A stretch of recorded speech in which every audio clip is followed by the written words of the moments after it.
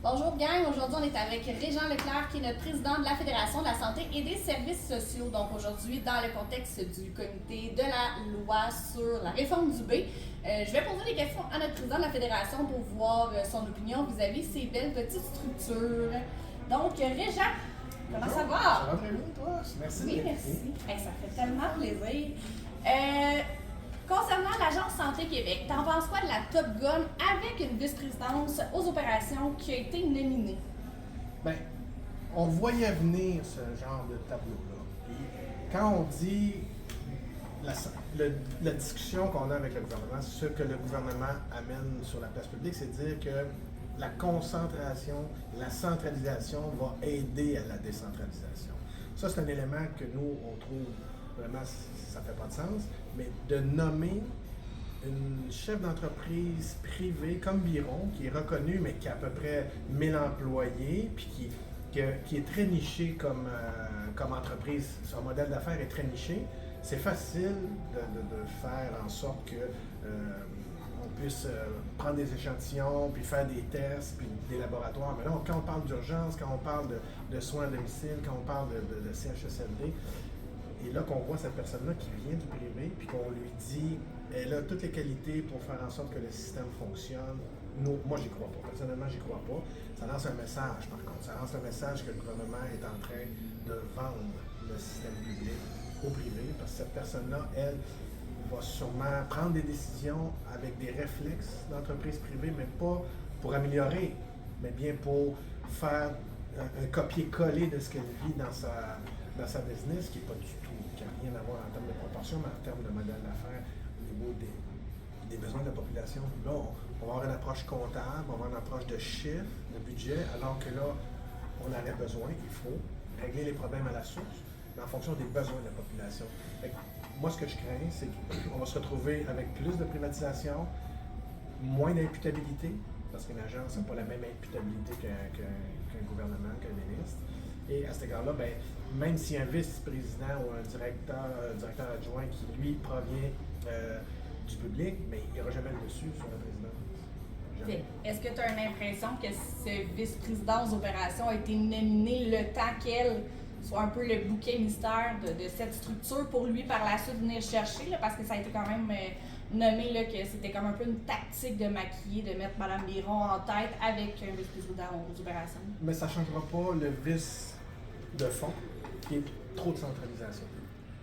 Fait qu'on mette n'importe qui à la tête d'un organisme aussi grand, aussi tentaculaire, avec des missions tellement différentes, avec autant d'employés, c'est un défi, juste au niveau des ressources humaines, c'est un défi qu'on ne sait pas comment une seule personne ou même un seul conseil d'administration va en venir à bout. La clé, c'est vraiment la décentralisation. Puis, ce qu'on craint, c'est que ça soit du one size fits all. C'est-à-dire que là, on prend une décision au Québec et on l'applique à toutes les régions alors que ce n'est pas les mêmes réalités. Que ce soit une espèce de paravent, que Mme Biron soit un paravent, je ne peux pas l'analyser sous cet angle-là parce que ça revient à dire que on cautionnerait cette nouvelle forme de gestion. Fait, dans le fond, moi, ma prétention, nous, à la Fédération, peu importe ce que vous faites, peu importe qui vous mettez à la tête de cette agence-là, le problème, c'est l'agence en soi. On part de là. Donc, est-ce que Mme Biron, moi, il y en a qui prétendent qu'il faut laisser la chance au coureur. Moi, je serais plus d'avis à dire les premières décisions vont être cruciales. Puis j'anticipe que les premières décisions vont mener à beaucoup plus de centralisation au lieu que ce soit de la décentralisation. Puis, exemple comme ici dans les Laurentides, l'autonomie qu'un syndicat peut avoir en termes d'interaction avec son employeur, mais là, l'employeur va potentiellement dire j'attends le message au Québec, moi je ne peux pas rien décider. On enlève l'autonomie à tout le monde. On ne règle pas les problèmes où ils sont, mais tout le monde va être en attente d'une décision de Québec. Donc, pour répondre à la question, que ce soit un ancien DG d'un CIS ou que ce soit la présidence d'un groupe d'affaires privé, la gestion va amener des défis qu'on pense qu'il va amener beaucoup plus de problèmes. Moi, je pense que le message aussi qui est lancé, c'est que si on met dans les mains d'une chef d'entreprise privée tout le pouvoir de privatiser, parce que l'agence va avoir le pouvoir d'aller en appel d'offres, ben c'est là qu'il peut y avoir du copinage. Elle-même a admis qu'elle avait de la famille qui était dans son entourage, qui faisait affaire avec le gouvernement, une fois à la tête de l'agence, comment, tout est placé pour que ça soit un échec, selon nous, parce qu'on n'a pas adressé, on n'a pas traité le problème de fond, qui était justement de redonner les pouvoirs aux communautés, parce que c'est leur système de santé. C'est les taxes, les impôts des citoyens, ça leur appartient à eux, c'est pas une entreprise. C'est pas une entreprise, on n'est pas des actionnaires, on est des gens qui reçoivent des services et qui paient des impôts aux gens. Donc la gratuité, l'universalité, l'accessibilité sont des enjeux que je ne vois pas à court terme comment cette centralisation va permettre de régler les problèmes, parce qu'on manque du personnel. Commençons par ça. Après ça, on fera des structures, mais c'est pas ça qui est. Puis en allant sur cette branche-là, au niveau de la centralisation des besoins, t'en penses quoi de la dernière annonce de Dubé sur les nouvelles équipes volantes qui, selon ce qu'on peut comprendre, c'est un peu maquiller les agences qui vont venir mettre, c'est les notions de déplacement, ça va fonctionner comment avec l'Agence Santé Québec? C'est de centraliser une structure à l'interne. C'est quoi ta position? Ma position, c'est, premièrement, c'était l'engagement politique du ministre. Il l'avait répété à plusieurs reprises et même il se disait nous répondons à la demande des syndicats de vouloir abolir les agences. J'en fais une loi, j'en fais un règlement, voici l'échéancier, qui est 2025, Montréal périphérie, plus loin 2026, etc. Donc, 24, 25, 26, pardon. Donc, là, moi, ce que je pense qu'il est un symptôme, c'est que on va poursuivre un peu cette espèce d'instabilité stable. C'est parce que, améliorer les conditions de travail, puis faire en sorte que les régions reçoivent des employés, puis les employés s'établissent, comme ça, tu n'as plus besoin d'agence. La personne vit dans la communauté, travaille, donc, comme n'importe qui, je me lève le matin, puis je n'ai pas besoin de donner mon nom à une agence, je m'en vais directement sur le lieu du travail. Entre ça, puis les agences privées qui ont fait en sorte je vous dirais, de prendre le défaut du système public, et dire, moi, ce bout-là, moi, je ne vous gérerai pas comme ça, les ressources humaines, puis en plus, je vais vous donner les salaires, le meilleur salaire. Ça l'a trouvé écho auprès du personnel, parce qu'ils gèrent mieux leur horaire, leur vie. Prenons ce concept, intégrons-le dans le secteur public, ayons une ouverture, les employeurs, ils prétendent qu'on est rigide aux syndicats, alors que sûrement tu as vécu des expériences où c'était l'employeur qui nous disait non. Bien plus que le syndicat dit non, souvent c'est l'employeur qui dit non. Fait que, moi, je pense que ça va durer un temps, sauf qu'il va y avoir une stabilisation du fait que, oui, il faut répondre aux besoins immédiats. Donc, tant qu'à mettre ça dans les mains d'une agence privée qui ramasse des profits, on est aussi bien de garder ça entre nous, dans le secteur public. Et si l'effet, c'est de rapatrier du personnel, soit, tant mieux. On va revoir des anciens collègues, on va même voir des gens qui vont se dire, mon Dieu, j'ai trouvé mon X, je suis sur mon X, puis d'aller aider dans les communautés, c'est ce qui m'aide. Mais ça ne changera pas qu'il faut embaucher plus de personnel. Parce que là, ce qu'on fait, c'est qu'on utilise la même patch qu'est l'agence privée, mais là, on l'amène dans le public, mais ça reste une patch. C'est pour ça qu'il va falloir travailler plus fort pour améliorer les conditions pour que les gens acceptent d'aller travailler en région, que le gouvernement nous écoute, arrête de dire il n'y a pas de problème, alors qu'il y en a, c'est évident. Puis moi, je pense que c'est inévitable que si ça ne fonctionne pas, ben là, ça va être l'échec du gouvernement. Mais en même temps, si on est capable d'arriver avec des scénarios où, je le dis d'emblée, il n'y a aucune entente formelle qui est faite pour mettre de l'avant ces équipes volantes-là.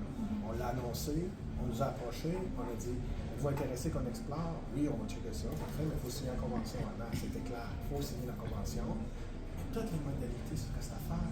Dans les sortes de déplacements, oui, comment ça va se exactement, les disponibilités. Moi, qu'est-ce que je fais si je tombe malade dernière minute? Comment on dit?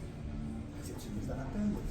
Tout ça n'a pas été aucunement traité. Il faut juste s'assurer qu'on protège les individus parce qu'on ne veut pas non plus que ce soit une espèce de Far West où on j'oblige le personnel à aller n'importe où nulle part. Parce que là, pour l'instant, c'est bien qui est au jeu. Mais ça peut servir à d'autres familles, à d'autres régions. Nous, il faut s'assurer d'encadrer pour que ça soit viable. Pour pas que ça soit une espèce de prétexte de gestion à la dernière minute puis que les gens ne trouvent pas leur compte. Ça a un effet pratique.